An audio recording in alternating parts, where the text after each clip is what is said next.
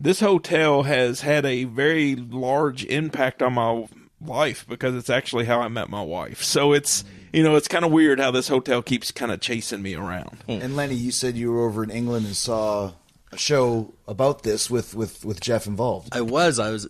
So he had contacted me maybe a month before this. Right. Because when we were going to be coming here to wrestle. And I was like, that sounds awesome. So then I went to England and on my walkabout, and I get to my hotel. I turn the TV on, and he's right there on the screen talking. And they were like, we're at the Anderson Hotel. And I was like, oh, my God, that's exactly where we're going. So I texted him. I'm like, right. I'm watching you on TV right now from England. What show was it? Paranormal Lockdown with Nick Groff. Yeah. It was Nick Groff's Very good show. So they came here. Now, you mentioned this, too. So Paranormal Lockdown comes here, and you mentioned you had studied this hotel for 300 hours by the time you were invited to kind of almost work here. Right. Obviously a famous place if ghost shows are coming, but what were you studying for 300 hours? Well, a lot of it was just investigations. I had to try to figure out, first off, is it even haunted? Is there any activity that takes place? I do the local ghost tour here in town every September and October, so I'll get invited into a lot of historic buildings in town. And the first thing I tell them is, if it's not haunted, I really can't do much for you. So when I started to investigate the place, there was some activity, and then it just started to peak. It started to get worse, started to get bigger. Then people started to get scratched. People started to get attacked. And then I've known Nick for a long time. I help him produce his tour, the Nick Groff tour. We go around the country to haunted places. So he said, would you mind if I came there and filmed for Paranormal Lockdown? And I was like, yeah, that's fine with me. So he was the first show to actually film here. And he stayed for days, yeah, right? 3 days. That's the premise of the show, was 72 hours in a haunted location. And I told him, I was like, that presents its own issues because there's no running water, there's no heat, there's no electricity. So to charge their batteries and things, they actually had to pull up an RV out back and run cords in where they could keep their cameras, batteries going and things like that. And they had a ton of issues. It would constantly drain batteries. They were having camera people and things get attacked. I mean, it's just off-the-wall stuff happened with them. Well, okay, so you mentioned the scratchings. Obviously, we talked about the bite marks. Right. You took us on a little bit of a tour earlier and said you've seen 3 separate instances of people having human bite marks on their bodies. I guess before we get into all the individual hauntings and experiences, explain to us the background of what the Anderson Hotel is. So, all the research that I have, I've literally had to read through old newspapers and talk to previous managers and tenants. And what I found was around 1927, the buildings that sat on this plot of land burnt down. And then they rebuilt those buildings around 1930. They were one-story buildings. And then around 1933, they decided to put a hotel on the second story. Like I was telling you all earlier, the weird part about that is they literally took the floor and put it against the ceiling down below. So they started a hotel. Now, the question that I get, and why would you open a hotel in a bourbon town during Prohibition?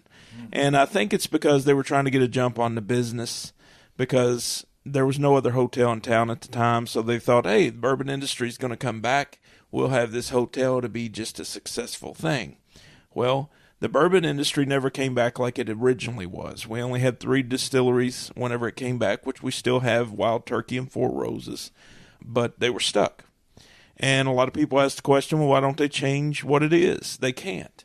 Because all of the walls up here are load-bearing walls. They knock a wall down, the ceiling comes in on top of them. So we're stuck with the 26-room hotel. So what do? Around the 50s, business had kind of fell off, and you could stay here for $2 a day. And that would be the equivalent of a $30 hotel room.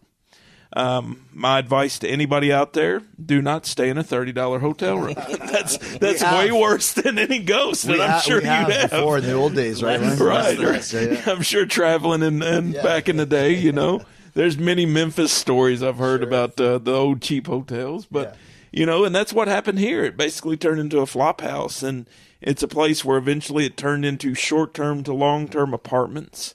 And you could stay here for $5 a day as an apartment.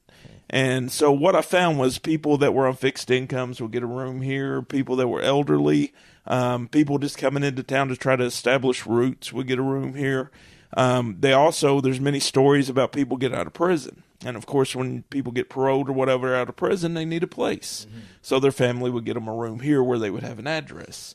We had people getting out of the mental hospital in Lexington.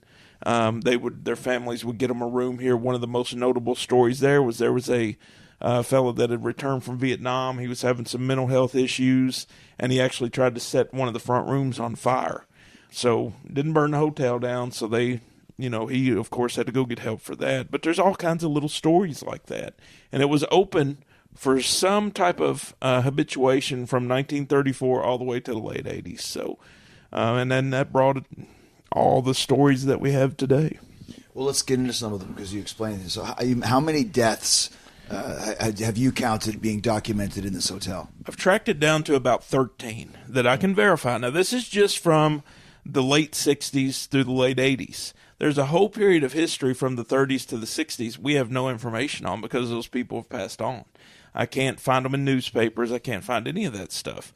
I do know that there are some mysteries. There is a mattress that we verified had blood all over it. No clue what happened on that mattress because it's an older one.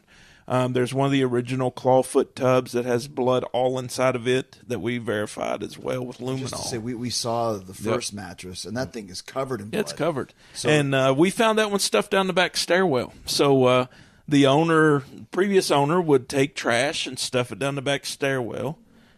That way people would not be trying to break in. Mm-hmm. So I don't know.